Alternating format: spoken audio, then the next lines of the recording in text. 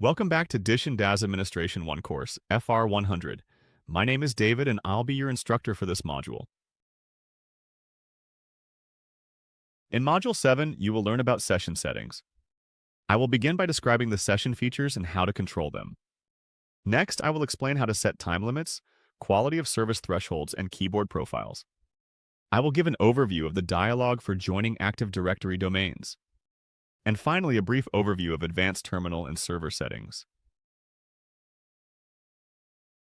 Session settings determine the user's experience when streaming applications or desktops. These may be enforced with account-wide globals and also set with an override at the sandbox or individual launchpad level. This customization allows you to make changes to the protocol experience based on different user or application profiles. The Session Settings section allows administrators to enable or disable features, set session time limits, configure network quality of service such as frame rate or bit rate, create and assign keyboard profiles for different countries or key layouts, and also has inputs for advanced parameters to adjust the terminal or server settings when advised by Dish and support or our documentation. Enabling and disabling features is as easy as toggling them off or on. This may be needed to adhere to security or compliance requirements, or perhaps you just don't want to use a specific capability. Let's look at these features in more detail. Clipboard integration allows the end user to copy and paste content between the client computer and the remote desktop operating system. You can control the direction of the clipboard in 4 ways: bidirectional, local to remote, remote to local, or disable clipboard capabilities altogether. When app switching is enabled, end users can switch between 2 or more application windows using a predefined hotkey. Download and upload are features which allows the user to move files between their endpoint and the remote desktop. Print support installs a virtual printer driver that allows the end user to pass print jobs from the remote desktop as a PDF to their local browser for printing. Camera and microphone enables passing an attached webcam and microphone device through to the remote desktop. Note that the operating system and browser on the end user's device must be set to allow these devices to be passed to the frame session. USB redirection allows certain devices to be passed from the end user's device into the remote desktop. Not every class of USB device is permitted. This is both due to some limitations, but also design decisions made by Dish and engineers. The 4K display's non-GPU setting enables resolutions up to 4096 by 2160 for CPU-only instances. Enabling this puts more load on the CPU to handle the encoding required. This will have no impact when using a GPU instance type. Setting time limits lets you control the duration of a session based on several criteria. A user inactivity timer will disconnect the user from their session if there is no activity for a set period of time. An idle timeout will quit the session if the user does not reconnect during the timer period. There is a distinct difference between a disconnect and quit.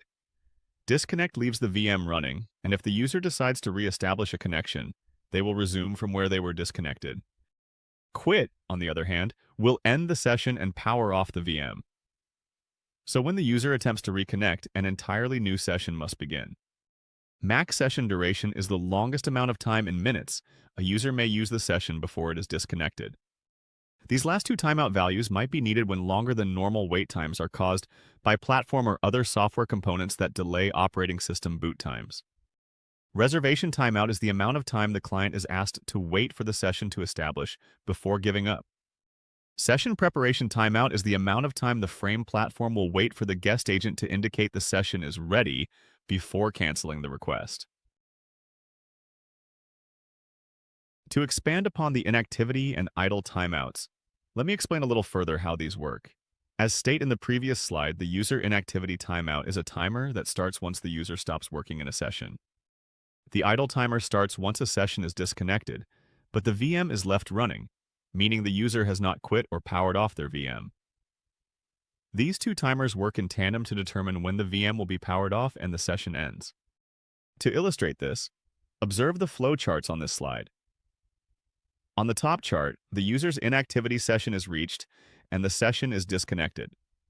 The user resumes the session before the idle timeout is reached, and later quits or closes the session manually. The bottom chart shows what happens if the user's session is disconnected, but the idle timeout is reached. In this case, the Frame platform will quit and end the session, powering off the workload. These timeouts are designed to assist administrators with reducing infrastructure load and costs in both public and private cloud environments. If you need to map custom keyboard shortcuts from end user's local device to actions within a Frame session, then use the Keyboard Profile feature.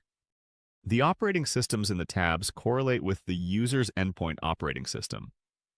For instance, if you have users accessing sessions from both Windows and Mac OS machines, you will need to specify your custom keyboard mapping under both. You can define multiple keyboard profiles, each corresponding to a specific language, as configured in your Frame account sandbox. If your desktops need to be part of a Microsoft Windows Active Directory domain, you can enable the Domain Join feature. In the screenshot, you can see the values needed for Classic AD. You will need to enter the domain name, IP or fully qualified domain name of up to 3 controllers, DNS servers, and service account information of a user that has permissions to add new machines into the domain. You can set the OU within the forest and also specify a prefix for how these machines will be named and appear in the directory. Note that Domain Join is covered in much greater detail in the Advanced Administration course. There are additional documented parameters that can be set in the Advanced Options fields, allowing administrators to enable hidden features or special capabilities which do not have an associated control in the admin portal. This is probably also a good time to discuss the fundamental terminology of server and terminal. When I refer to server, I am talking about a core component of the Frame service that is installed onto every desktop. Think of server as the service that handles the input and output calls on the workload or virtual desktop side. Terminal is the client-side software that handles relaying the input and output from the server to and from the local user's device. It is effectively the shell that runs inside the browser or Frame app to display the stream. Before enabling any advanced features, be sure to thoroughly read the documentation or put in a support case to ask for help. That's it for Module 7. Let's review what you learned. Session settings can be adjusted at the account, sandbox, or launchpad level. Features can be enabled or disabled as needed. Time limits and quality of service thresholds allow you to control bandwidth and impose time-based session controls. Desktops can be automatically joined to Active Directory domains when launched. Advanced settings can be configured for terminal and server if needed. This concludes the lesson module. Be sure to check out the other videos in the series that make up the full course. Thanks so much for watching.